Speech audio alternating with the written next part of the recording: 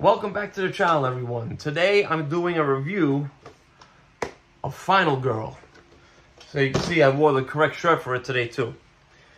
Now, Final Girl is a solo game and strictly solo.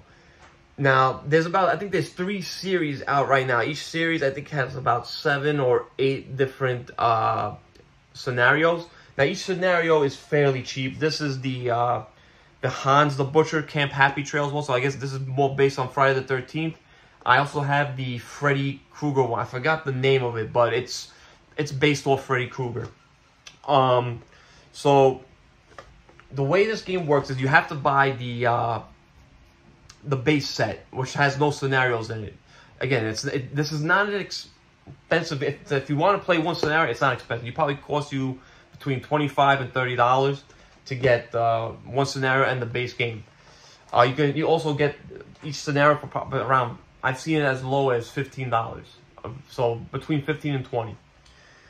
Now, each scenario is going to play different. So that's why the how to play is going to be rather quick, because I can't really go over everything.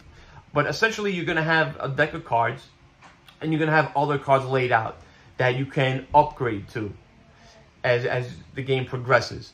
So depending on the scenario, essentially what you have to do is kill the killer or the bad guy, whoever it is.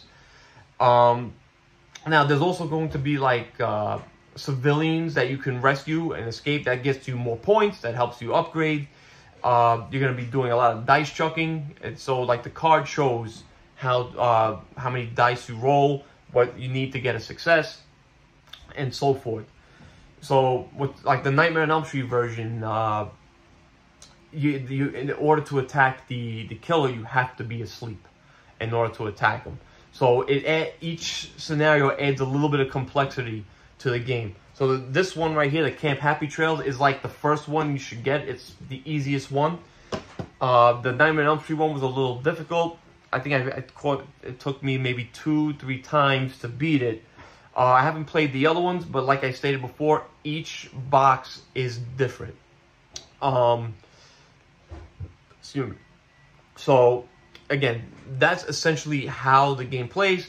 You're upgrading cards, you're moving around the board, you're chucking dice to see if you get the result correct, if you hit the killer or not, and so forth. You're going back and forth until you win or lose.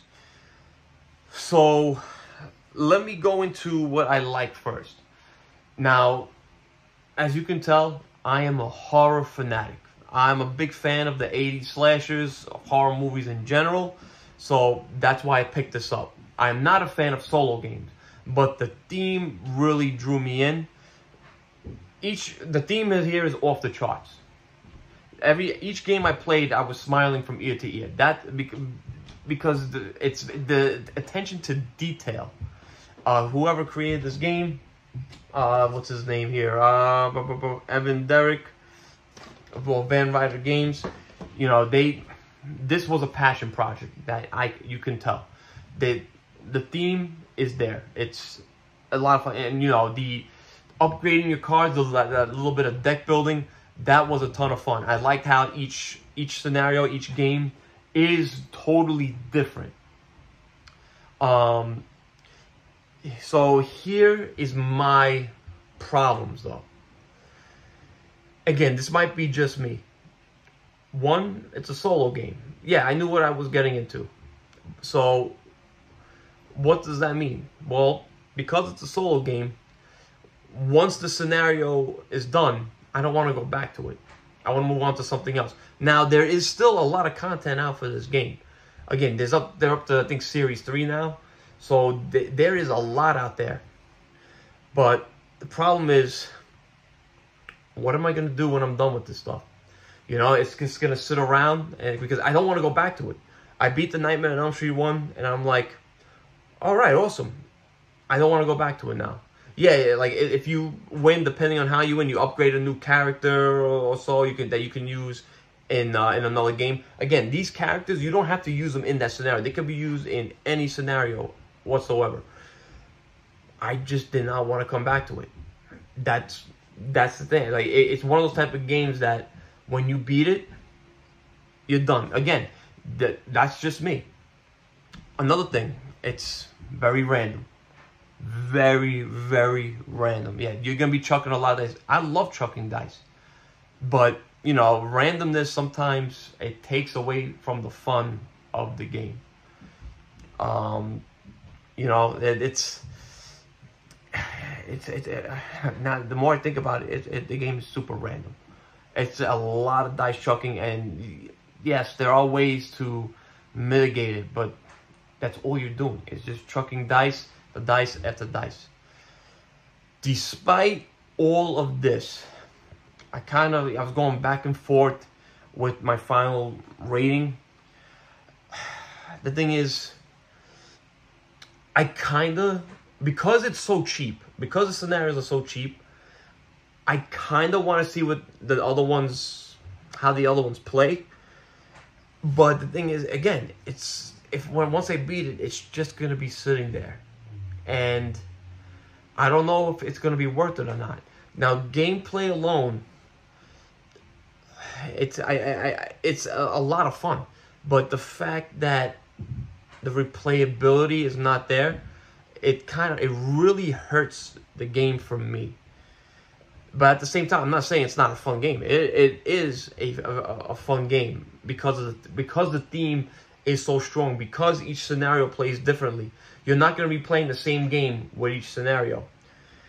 That's why I was judging between these two ratings. But I'm going to give it a 7. So because it is still fun. Yes, the randomness sucks. The fact that I don't want to go back to it really sucks. But at the end of the day, the game is cheap. It's not an expensive game at all. Like I said, the scenario costs you $15. Maybe a little more than that. There's no reason why you should be spending more than $20 on a scenario. So, yeah. I know I'm making it sound more negative than it is, but I did have a lot of fun playing with it. That's why I'm sticking with the 7 out of 10. I know people out there that would give this game a 9. They would absolutely adore this, and they don't care that replace them. They want to go back to it and play it over again. It might not be this year; it could be maybe a few years from now. So, but that is not me. I might maybe pick up a little scenario here and there, and then just sell them off as I'm done with it. But like I said, there's a ton of content out there for it. So that is why I do recommend it. It's not going to hurt your wallet. So if you do love horror movies, if you love horror-themed games, check it out. It doesn't hurt to check it out. You could always, like I said, you could always sell it. It's not going to cost you a lot of money. But if you're not a solo player, don't even bother with it. Play something like Arkham Horror or Cthulhu Death May Die. Yeah, that's going to cost more money, but you'll have a lot more fun with that because the replayability is there in those type of games. Those are cooperative games that I'm not really the first to go after. But yeah, that's going to do it for today. It's a good solid out of 10. Please like and subscribe. If you guys have any questions, feel free to leave them in the comment section. I always answer you, everyone. But yeah, that is Final Girl by Van Ryder Games. It's fun. It's super random. It's worth it. Have a great one, guys.